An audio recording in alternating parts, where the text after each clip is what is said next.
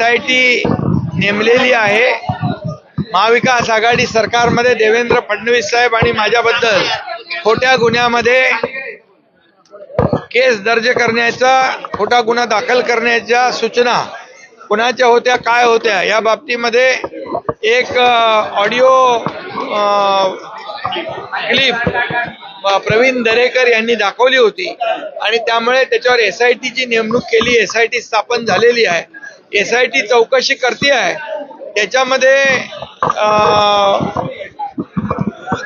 अनेक अशा माहिती ज्या येत आहेत त्या गंभीर बाबी आहेत आणि त्या गंभीर बाबी ज्या आहेत त्यामधून माहिती जी मिळते आहे, तर मला वाटतं मी आता काही बोलणं योग्य होणार नाही.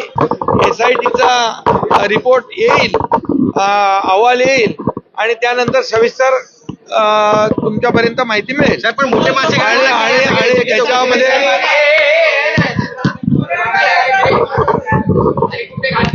काही गंभीर बाबी, SIT चौकशीमध्ये काही गंभीर बाबी ज्या आहेत त्या समोर आलेल्याची माहिती मिळतीये, परंतु जोपर्यंत पूर्ण सविस्तर अहवाल SITचा येईल आणि मग त्याच्यानंतर पुढची कारवाई होईल.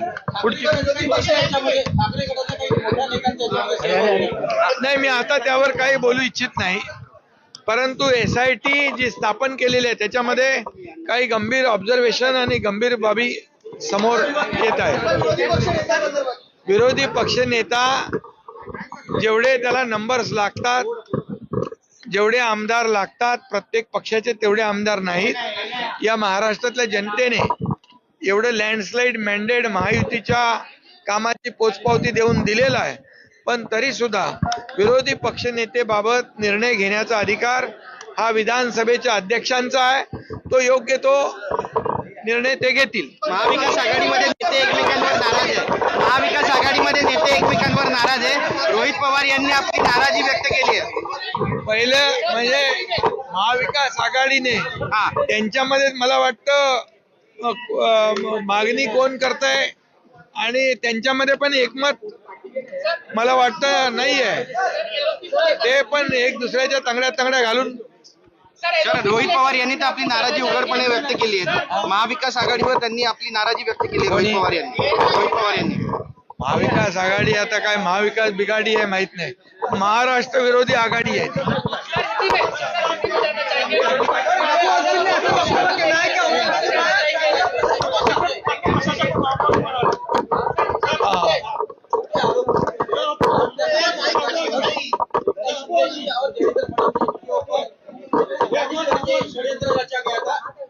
महाविकास आघाड़ी के समय में तत्कालीन विरोधी पक्ष नेता देवेंद्र फडणवीस जी और मैं तो महाविकास आघाड़ी में मंत्री था, लेकिन दोनों को भी झूठे आरोप में फंसाने की कोशिश जो प्लानिंग की हुई थी, इसकी एक ऑडियो क्लिप निकली. उसके बाद SIT स्थापन कर दी और SIT इसकी जांच कर रही है, लेकिन SIT के तफ्तीश में, इंक्वायरी में कई गंभीर बातें सामने आ रही है. मैं अभी कुछ नहीं कहना चाहता हूँ. SIT का रिपोर्ट आएगा, उसके बाद में जो है पूरी तरह साफ हो जाएगा और रिपोर्ट के अनुसार कार्यवाही. औरंगाबाद चांगला प्रशासक होता असं अपवाद म्हणतायत. देखिए, मैं अभी उसमें कोई कुछ भी मैं बोलना नहीं चाहता हूँ. इसमें SIT का रिपोर्ट आएगा, उसके बाद ही दूध का दूध पानी का पानी हो जाएगा. औरंगजेब हा चांगला प्रशासक होता असं अपवाद म्हणतायत. विधानभवनाच्या परिसरात त्यांनी वक्तव्य केलेलं आहे. खरं म्हणजे छत्रपती शिवाजी महाराज हे आमचं महाराष्ट्राचं आराध्य दैवत आहे. छत्रपती संभाजी महाराज हे आमचं आराध्य दैवत आहे आणि या छत्रपती संभाजी महाराजांचा हलाल करून त्यांना 40 दिवस त्यांचा छळ करून, त्यांचे जे हाल करून त्यांची निर्गुण त्यांना ठार मारलं गेलं.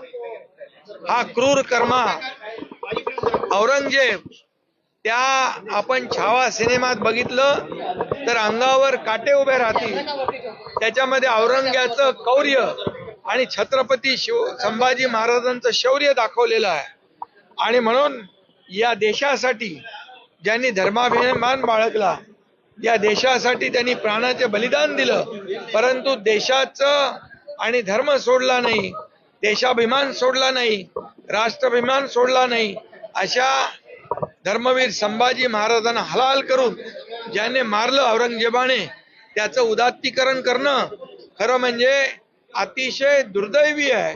निषेध जेवढा याचा करू तेवढा थोडा आहे.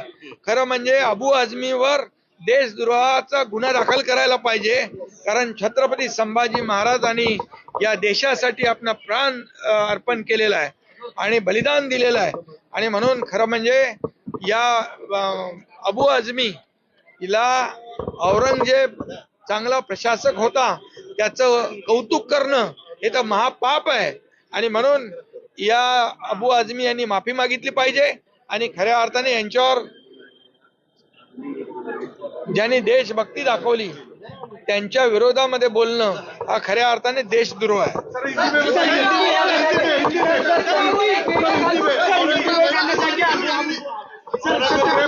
प्रशासक था ये अबू आजमी ने कहा है, क्या कहेंगे आप? औरंगजेब अच्छा प्रशासक था, ये अबू आझमी ने बोला है. ये अबू आझमी ने माफी मांगनी चाहिए, क्योंकि छत्रपति संभाजी राजा ये देशभक्त थे, राष्ट्रभक्त थे, धर्माभिमानी थे. उन्हें धर्म छोड़ने को कहा, लेकिन उन्होंने खुद की प्राणों की आहुति दे दी, बलिदान दिया, लेकिन देशाभिमान नहीं छोड़ा.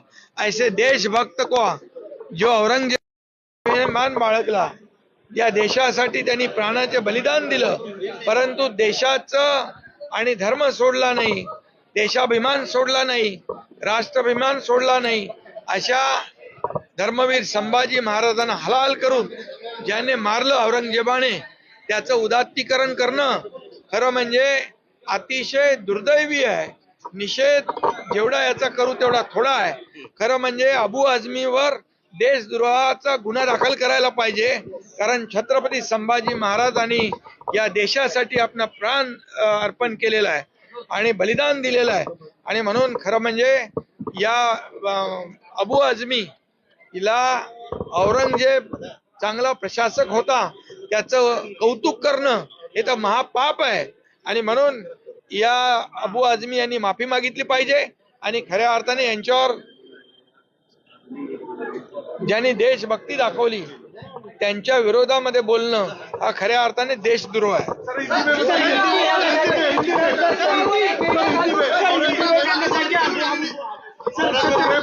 प्रशासक था ये अबू आजमी ने कहा है, क्या कहेंगे आप? औरंगजेब अच्छा प्रशासक था, ये अबू आझमी ने बोला है.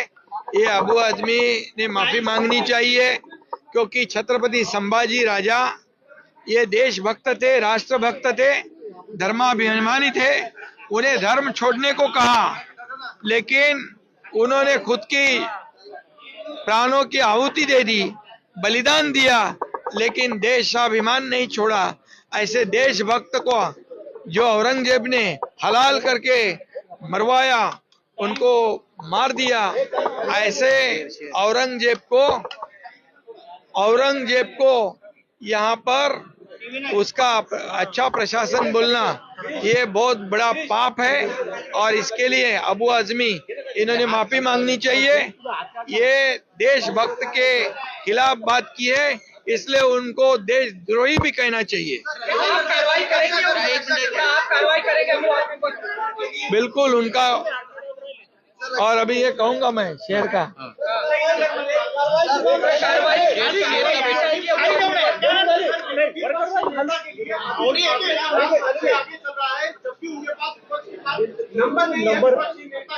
नंबर उनके पास नंबर नहीं है. जनता ने उनका जो हाल किया है महाविकास आघाड़ी का इस चुनाव में, विधानसभा के जनता ने महायुति को लैंडस्लाइड मैंडेट दिया है. नंबर नहीं होने के बावजूद उनकी होड़ लगी है विपक्ष का नेता बनने के लिए, लेकिन उनमें भी एक मत नहीं है। और दूसरी बात, ये नियम के अनुसार नंबर्स जो लगते हैं वो उनके पास नहीं है। फिर भी ये इसका जो विपक्ष का नेता का निर्णय जो है लेने का अधिकार हमारे विधानसभा के अध्यक्ष का है, विधानसभा के अध्यक्ष जी का है, वो इस पर निर्णय लेंगे।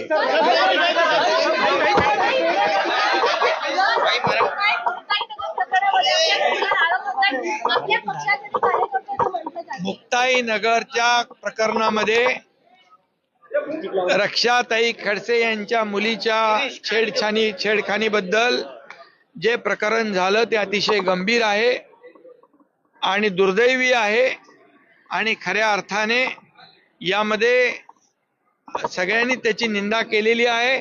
यामध्ये कुठल्याही पक्षाचे कार्यकर्ते असू द्या, त्यांच्यावर कठोर कारवाई झाली पाहिजे। बिलकुल त्याला पाठीशी घालता कामा नये, हे माझं मत आहे।